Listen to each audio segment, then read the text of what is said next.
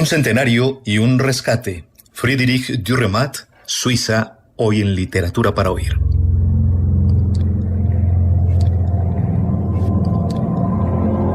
El 5 de enero de 2021 se cumplieron 100 años del nacimiento en Konolfingen, cantón de Berna, del escritor suizo Friedrich Dürrenmatt, fallecido en 1990. Hijo de un pastor protestante, estudió literatura y pintura en Berna y en Zúrich.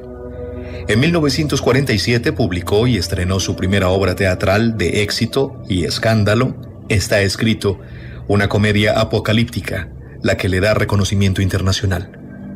En 1959 recibe el premio Schiller de la ciudad de Mannheim y en 1960 el Gran Premio Schiller de la Asociación Suiza de Escritores. En 1986 el prestigioso premio Georg Büchner. Escribió también ensayos literarios y filosóficos, guiones de radio y televisión, novelas policíacas donde aparece casi siempre una ironía a la vez sutil y feroz, además de explorar dilemas morales y existenciales. Murió en Neuchâtel en 1990. Este cuento, de 1951, El perro, nos invita a releer a este escritor y descubrir su intrincado universo.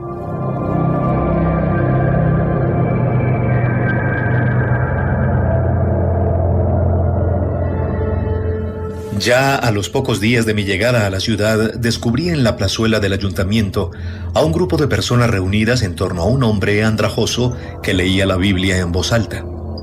Solo al cabo de un rato advertí echado a sus pies al perro que lo acompañaba, asombrándome de que un animal tan horrible y gigantesco no atrajera mi atención de inmediato, pues tenía un pelaje liso y de un negro retinto brillante de sudor. Sus ojos eran de un amarillo azufre, y cuando abrió sus enormes fauces, observé con terror unos colmillos del mismo color. Su aspecto era tal que no podría compararlo con el de ningún otro ser vivo.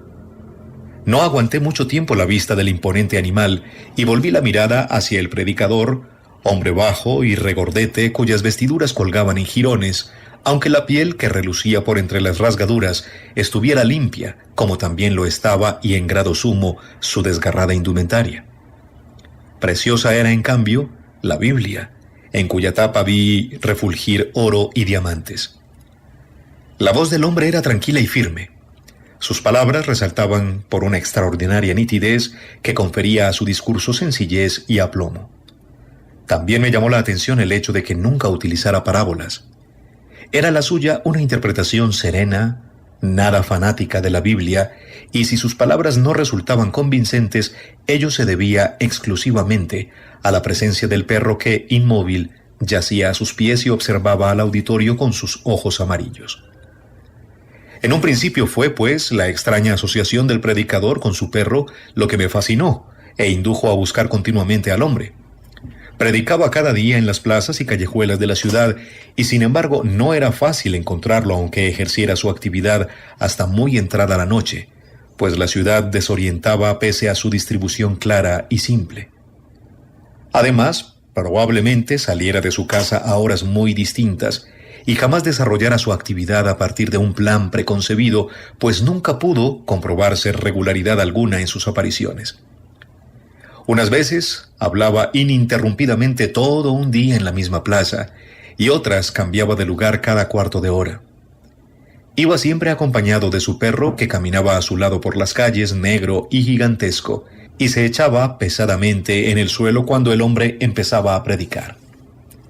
Nunca llegó a tener muchos oyentes, y en general se quedaba solo, aunque pude observar que esto no lo molestaba ni lo hacía abandonar su puesto, sino que seguía hablando. Muchas veces lo veía detenerse en medio de alguna callejuela y rezar en voz alta mientras, no lejos de él, la gente avanzaba distraídamente por una calle más ancha. Como no conseguía encontrar un método seguro para localizarlo y tenía que encomendar siempre esta tarea al azar, intenté averiguar dónde vivía, pero nadie fue capaz de informarme. Por eso lo seguí una vez el día entero, aunque tuve que hacerlo varios días más, pues por la tarde lo perdía continuamente de vista a fuerza de ocultarme para que no descubriera mis intenciones. Por fin, Una noche lo vi entrar ya muy tarde en una de las casas de una calle donde, como yo sabía, solo vivían los más ricos de la ciudad, lo cual, claro está, me dejó perplejo. A partir de entonces cambió mi actitud hacia él. Dejé de esconderme y me mantuve todo el tiempo muy cerca para obligarlo a verme, pero mi presencia no lo molestaba, solo el perro gruñía cada vez que me acercaba a ellos. Así transcurrieron varias semanas, y fue hacia finales del verano cuando un día, tras concluir su explicación del Evangelio de San Juan, se me acercó y me pidió que lo acompañara a casa. No dijo una sola palabra mientras caminábamos por las calles, y cuando entramos en la casa, la oscuridad era ya tan grande que en la enorme habitación a la que fui conducido ardía una lámpara. El salón quedaba bajo el nivel de la calle, por lo que al cruzar la puerta tuvimos que bajar unos cuantos peldaños. No pude ver las paredes por la cantidad de libros que las cubrían. Bajo la lámpara había una gran mesa de pino y ante ella una joven de pie, leyendo. Llevaba un vestido azul oscuro. No se volvió cuando entramos. Bajo uno de los dos respiraderos, ocultos por sendas cortinas, se veía un colchón. Adosada a la pared opuesta había una cama y pegadas a la mesa dos sillas. Junto a la puerta vi una estufa. Luego, al dirigirnos hacia la joven, ésta se volvió y le vi la cara. Me tendió la mano y me señaló una de las sillas, tras lo cual advertí que el hombre ya se había echado en el colchón. El perro, sin embargo, se tumbó a sus pies.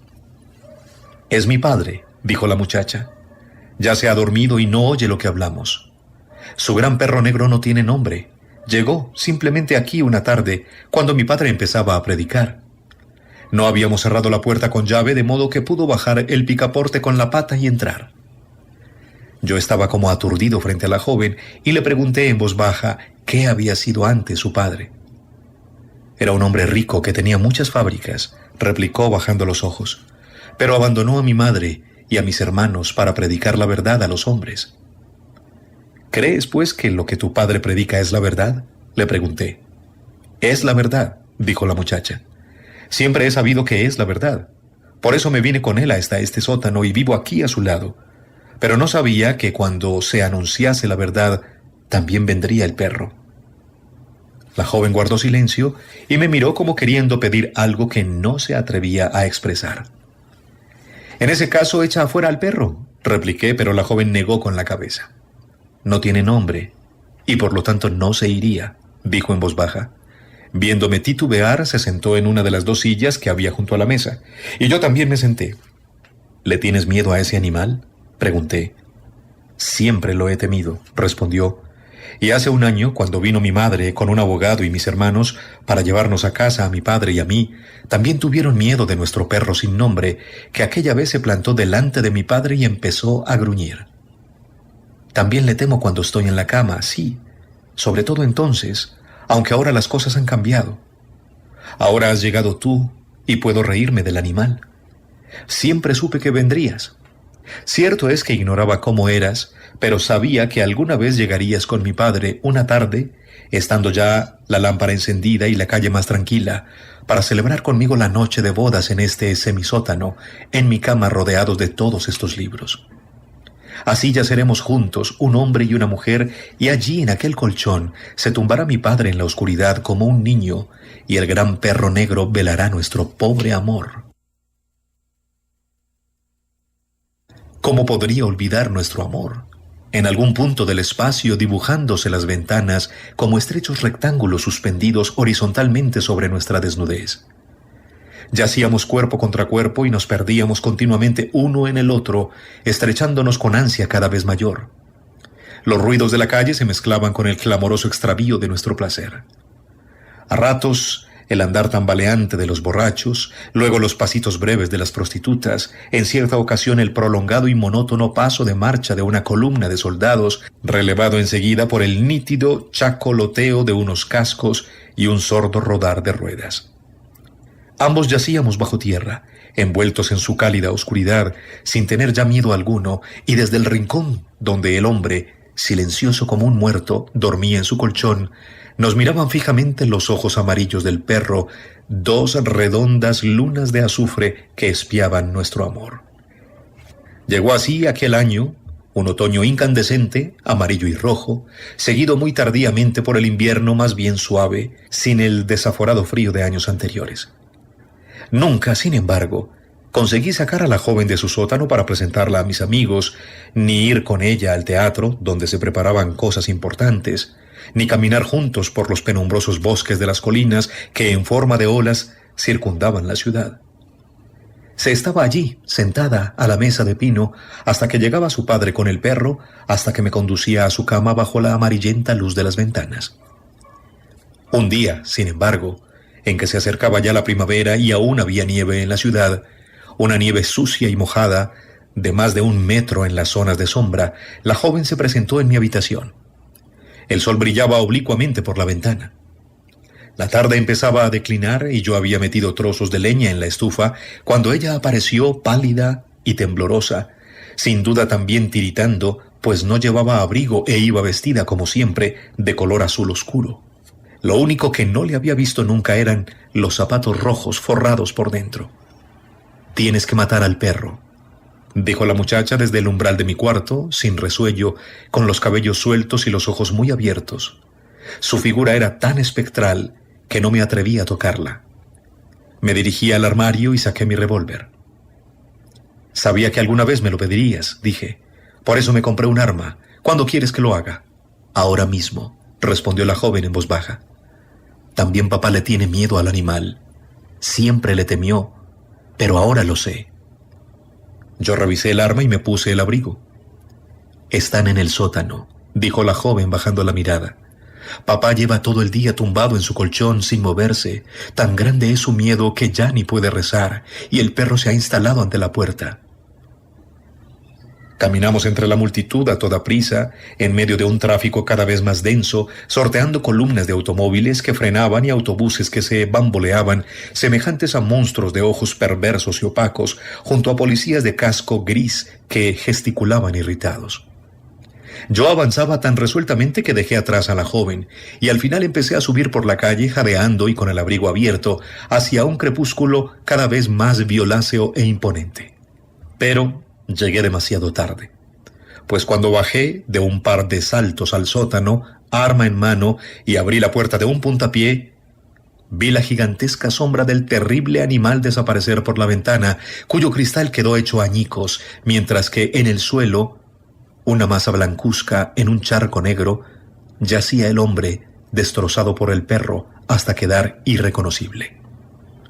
Mientras me apoyaba tembloroso contra la pared, hundiéndome entre los libros, fuera se oyeron sirenas de coches que se acercaban. Entraron con una camilla.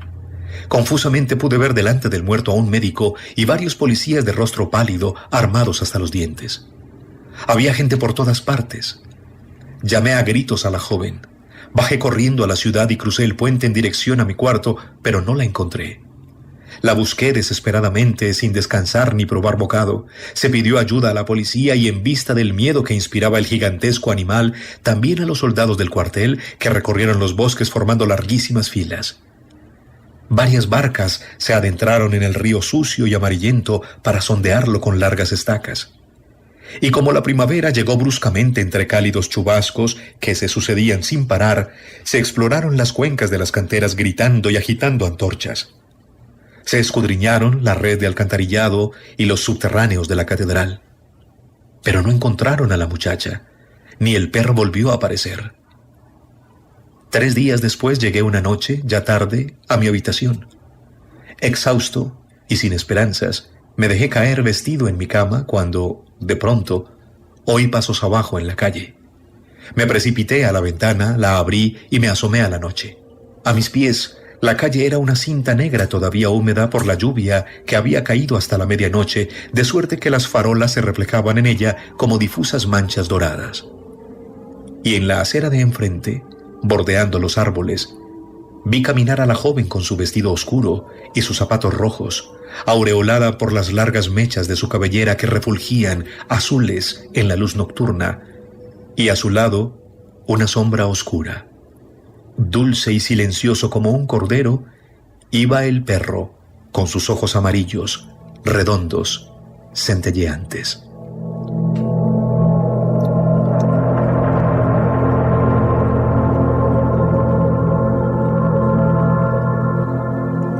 También de Friedrich Dürrenmatt, El túnel, escrito en 1952 y reescrito en 1978. Este cuento nos ofrece otra mirada a su trabajo.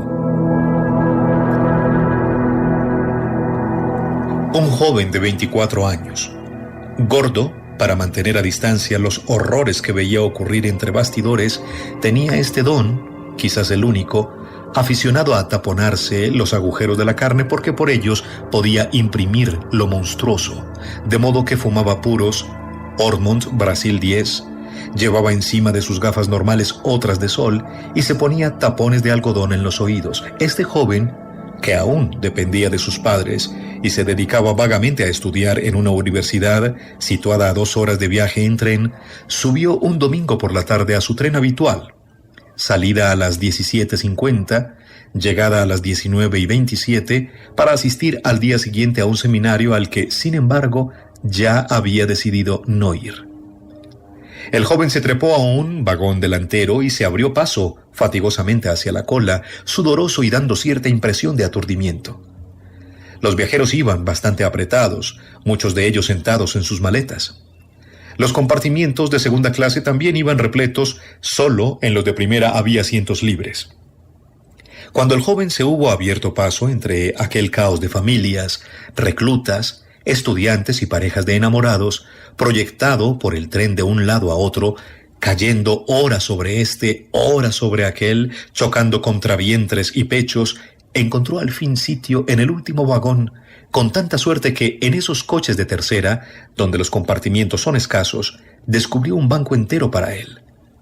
Enfrente, en el compartimiento cerrado, viajaba un hombre aún más gordo que él, que jugaba al ajedrez en solitario, y en el extremo opuesto del mismo banco, junto al pasillo, una muchacha pelirroja, enfrascada en la lectura de una novela. Ya se había instalado junto a la ventanilla y acababa de encender un Ormond Brasil 10 cuando llegaron al túnel, que le pareció más largo que de costumbre. Aunque había hecho aquel trayecto muchas veces, casi cada sábado y domingo desde hacía un año, la verdad es que nunca se había fijado mucho en el túnel, limitándose a intuirlo. La oscuridad en el compartimiento era total, ya que debido a la escasa longitud del túnel no habían encendido las luces. De un momento a otro aparecería en la ventanilla el primer reflejo vago del día, que se extendería velozmente e irrumpiría por último con todo su fulgor dorado, pero como persistían las tinieblas, él se quitó las gafas de sol. La muchacha encendió en aquel momento un cigarrillo, evidentemente molesta, según creyó notar el joven al rojizo resplandor de la cerilla, por no poder seguir leyendo su novela. El reloj de esfera fluorescente indicaba las 6:10. Se apoyó en el rincón que formaba la pared del compartimiento con la ventanilla y pensó en sus confusos estudios, en los que nadie creía realmente, y en el seminario al que debía asistir al día siguiente y al cual no iría. De pronto encendieron las bombillas y el compartimiento se iluminó. La muchacha pelirroja pudo seguir leyendo su novela y el señor gordo reanudó su partida de ajedrez en solitario. Pero afuera, más allá de la ventanilla en la que ahora se reflejaba todo el compartimiento, el túnel continuaba. Su reloj marcaba ya las 6:20. Le molestó haber reparado antes tan poco en ese túnel que duraba ya un buen cuarto de hora, y precisamente porque el tren rodaba ahora a máxima velocidad, debía de ser importante uno de los túneles más largos de Suiza. Era, pues, probable que se hubiera equivocado de tren, aunque en aquel momento tampoco recordaba que a 20 minutos en tren de su lugar de residencia hubiera un túnel tan largo e importante. Por eso preguntó al ajedrecista gordo si ese tren iba a Zúrich, cosa que éste confirmó. Ignoraba que ese tramo tuviera un túnel tan considerable, replicó el joven. Pero el ajedrecista respondió, un tanto irritado de que lo interrumpieran por segunda vez en medio de una jugada difícil, que en Suiza había muchos túneles, realmente muchísimos, que él era la primera vez que viajaba por esa región, pero lo había notado enseguida, y además había leído en un anuario estadístico que ningún país tenía tantos túneles como Suiza. Estaba convencido de que no le aceptarían el billete, e incluso cuando el revisor, un hombre pálido, delgado, de aspecto nervioso, dijo a la muchacha, cuyo billete revisó primero, que tenía que cambiar en Olten, el joven no perdió del todo las esperanzas, a tal punto estaba convencido de haberse equivocado de tren. Que seguro tendría que pagar la diferencia. Él iba a Zúrich, dijo luego sin quitarse el Ormond Brasil 10 de la boca, y le entregó el billete al revisor. El señor iba en el tren adecuado, respondió éste tras examinar el billete. Pero si estamos viajando por un túnel, exclamó el joven en tono enfadado y enérgico, dispuesto a esclarecer por fin la confusa situación.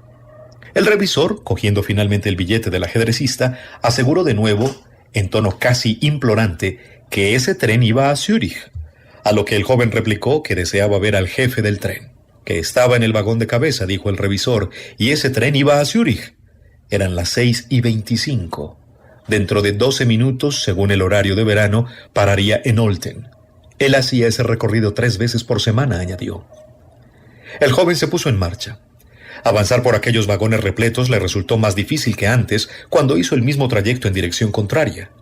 El tren debía de rodar a una velocidad descomunal, y el estrépito que hacía también era espantoso, por lo que el joven volvió a ponerse en los oídos los tapones de algodón que se quitara al subir al vagón. La gente junto a la cual pasaba iba muy tranquila. En nada se distinguía ese tren de aquellos otros en que había viajado los domingos por la tarde, y tampoco vio a nadie que pareciera inquieto. El joven encontró al jefe del tren, al que reconoció por su cartera roja a la salida del vagón restaurante. «¿El señor desea?», le preguntó el jefe, que era un hombre alto y reposado, con un bigote negro muy cuidado y un par de gafas sin montura. «Hace 25 minutos que estamos en un túnel», dijo el joven. El jefe del tren no miró hacia la ventanilla, como hubiera esperado su interlocutor, sino que se dirigió a un camarero. «Tráigame una caja de Ormond 10», dijo. «Fumo la misma marca que el caballero». Pero el camarero no pudo atenderlo, pues no tenían esa marca de puros, de modo que el joven, contento de encontrar un punto de contacto, le ofreció un Brasil al jefe del tren. «Gracias», dijo éste. «Me hace usted un gran favor, porque en Olten casi no tendré tiempo de buscarme uno así. Fumar es importante. ¿Puedo pedirle que me acompañe?». Y condujo al muchacho al furgón que precedía al vagón restaurante. «Después viene la locomotora», dijo el jefe del tren cuando entraron en el vagón. «Nos encontramos en la cabeza del tren». «¿Qué desea?», preguntó nuevamente, aunque no miró al joven, sino que se puso a llenar unos gráficos en un cuaderno que sacó de su cartera. «Resulta que desde Burgdorf estamos en un túnel», respondió el muchacho en tono resuelto. «Y en este tramo no hay ningún túnel de estas características. Yo lo recorro cada semana en ambas direcciones. Conozco el trayecto». El jefe del tren siguió escribiendo. «Caballero», dijo por último, acercándose tanto al joven que sus cuerpos casi se rozaron. «Caballero, no es mucho lo que puedo decirle. Ignoro cómo hemos venido a dar en este túnel, no sabría explicármelo, pero le ruego tenga en cuenta que avanzamos sobre rieles, y por tanto a algún sitio han de llevarnos. Nada demuestra que algo ande mal en este túnel, excepto, naturalmente, que no tiene cuándo acabar». Sosteniendo su Ormond Brasil, aún sin encender entre los labios, el jefe del tren había hablado en voz bajísima, pero con tanta dignidad y una precisión y claridad tan grandes, que sus palabras resultaron perceptibles, pese a los tapones de algodón y a que el estrépito del tren fuera mucho mayor en el furgón que en el vagón restaurante. «En ese caso le ruego detener el tren», dijo el joven con impaciencia. «No entiendo una palabra de lo que me está diciendo. Si hay algo extraño en este túnel, cuya existencia ni usted mismo puede explicarse, su deber es detener el tren». «¿Detener el tren?», replicó el otro lentamente. La verdad es que también lo había pensado. Añadió, y antes de encender cuidadosamente su Ormond, cerró el cuaderno y volvió a guardarlo en la cartera roja que oscilaba en el gancho. «¿Que si debía tirar del freno de emergencia?», preguntó el joven, dispuesto a coger la palanca del freno por encima de su cabeza, pero en el mismo instante salió disparado hacia adelante, estrellándose contra la pared. El cochecito rodó hacia donde él estaba y varias maletas se deslizaron. Tambaleándose extrañamente, avanzó también el jefe del tren entre los bultos, con los brazos estirados. «Estamos bajando», dijo, y se apoyó junto al joven contra la pared delantera del furgón, pero no se produjo el esperado impacto del tren contra la roca, ese estrellarse y embutirse de los vagones uno dentro de otro. El túnel parecía discurrir otra vez horizontalmente. Al otro extremo del vagón se abrió la puerta. A la deslumbrante luz del vagón restaurante pudieron ver gente brindando. La puerta volvió a cerrarse. «Vamos a la locomotora», dijo el jefe del tren mirando al joven con aire pensativo y, según le pareció de pronto a éste, amenazador. Luego abrió la puerta junto a la cual estaban apoyados.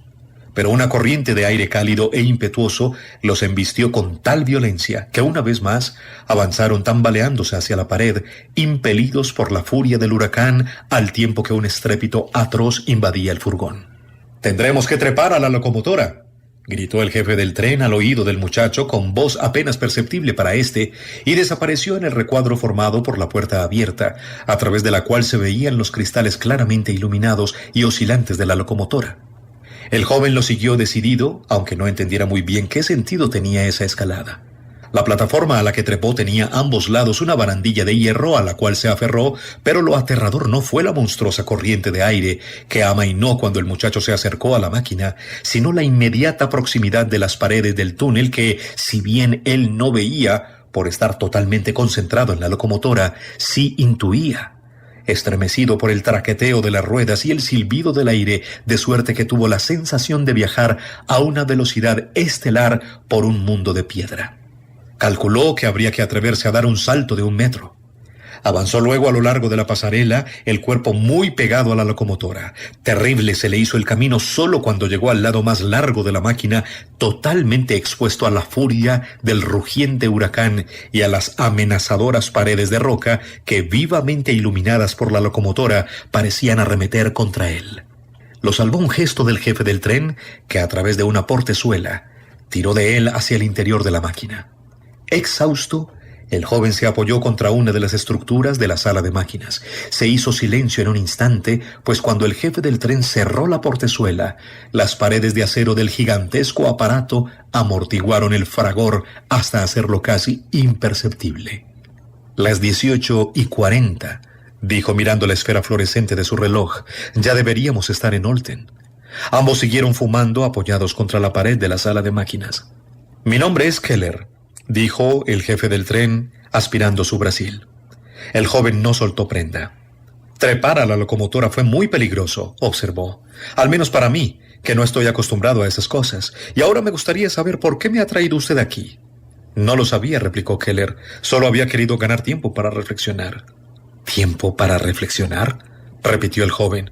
«Sí», dijo el jefe del tren, «así es». Y continuó fumando. La locomotora pareció inclinarse de nuevo hacia adelante. «Podríamos ir a la cabina del maquinista», propuso Keller, pero permaneció junto a la pared de la máquina, indeciso, mientras el joven empezaba a avanzar por el pasillo. Cuando abrió la puerta del acceso a la cabina, se detuvo. «Vacía», dijo al jefe del tren que se le acercó. «La cabina del maquinista está vacía». Entraron, tambaleándose debido a la velocidad monstruosa con que la locomotora, arrastrando al tren tras de sí, seguía avanzando por el túnel. «Veamos», dijo Keller bajando unas cuantas palancas y tirando también del freno de emergencia. Pero la máquina no obedeció. Habían hecho todo lo posible por detenerla en cuanto advirtieron el cambio en el trayecto, aseguró Keller, pero la locomotora proseguía su incontenible carrera. «Y seguirá haciéndolo», añadió el joven a la vez que señalaba el velocímetro. 150. «¿Ha corrido alguna vez esta máquina a 150? «Como mucho a 105, replicó el jefe del tren. «Pues sí», comprobó el joven. «Sí, la velocidad va en aumento. La aguja indica ahora 158. Estamos cayendo». Se acercó a la ventanilla, mas no pudo mantenerse recto. Acabó con la cara pegada al cristal. Tan fantástica era ahora la velocidad. «¿Y el maquinista?», gritó con la mirada fija en las masas rocosas que se le echaban encima a la deslumbrante luz de los faros, desapareciendo por encima, por debajo y a ambos lados de la cabina. «Saltó afuera», replicó Keller con otro grito. Ahora iba sentado en el suelo, la espalda apoyada contra el tablero de mandos. «¿Cuándo?», preguntó tenazmente el joven. El jefe del tren titubeó un instante y tuvo que encender de nuevo su Ormond. «A los 5 minutos», dijo luego. «Era absurdo intentar cualquier operación de salvamento. El del furgón también saltó a tierra». «¿Y usted?», preguntó el joven. «Yo soy el jefe del tren», respondió el otro. «Además, siempre he vivido sin esperanza». «¿Sin esperanza?», repitió el joven, echado ahora en el cristal de la cabina del maquinista, con el rostro presionado sobre el abismo. «Viajábamos sentados en nuestros compartimientos sin saber que todo estaba ya perdido», pensó. Al parecer nada había cambiado, pero en realidad nos habíamos adentrado ya demasiado en el abismo. «Y ahora tenía que volver», dijo el jefe del tren. «El pánico habrá estallado en los vagones y todo el mundo intentará agolparse en la parte trasera. Sin duda, respondió el joven y pensó en el ajedrecista gordo y en la muchacha pelirroja enfrascada en su novela. Luego ofreció al jefe del tren las cajitas de Ormond Brasil 10 que le quedaban. «Cójalas», dijo, «al trepar volverá a perder su Brasil». ¿Que si él no pensaba subir?, le preguntó Keller, que se había incorporado y empezaba a trepar penosamente por el embudo del pasillo. El joven miró aquellos instrumentos sin sentido, todas esas ridículas palancas y botones plateados que lo rodeaban en la deslumbrante luz de la cabina. «210», dijo. «No creo que a esta velocidad logre usted subir hasta los vagones que están por encima de nosotros». «Es mi deber», gritó el jefe del tren. «Por supuesto», respondió el joven sin volverse a mirar la insensata maniobra de Keller. «Al menos debo intentarlo», gritó este una vez más, ya en la parte alta del pasillo, afianzándose con codos y muslos en las paredes metálicas. Pero cuando la locomotora se inclinó todavía más, precipitándose pavorosamente hacia el centro de la tierra, al jefe del tren, suspendido en su embudo justo encima del joven, que yacía en el otro extremo de la máquina, sobre la ventanilla plateada de la cabina, la cara hacia abajo, le faltaron las fuerzas y fue a caer, bañado en sangre, sobre el tablero de mandos, justo al lado del joven, a cuyos hombros se aferró. «¿Qué podemos hacer?», le gritó Keller al oído, entre el fragor de las paredes del túnel que emergían vertiginosamente en dirección a ellos. El otro yacía ahora inmóvil, su gordo cuerpo ya inútil, al no ofrecerle protección alguna, pegado contra el cristal de la cabina del maquinista, y absorbía por primera vez con los ojos bien abiertos el abismo que iba abriéndose debajo.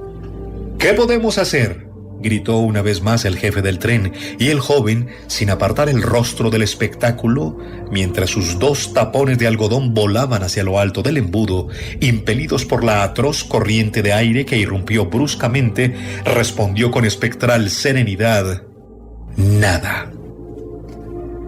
Hoy en Literatura para Oír, un centenario y un rescate. Dos cuentos de Friedrich Dürrenmatt, escritor suizo.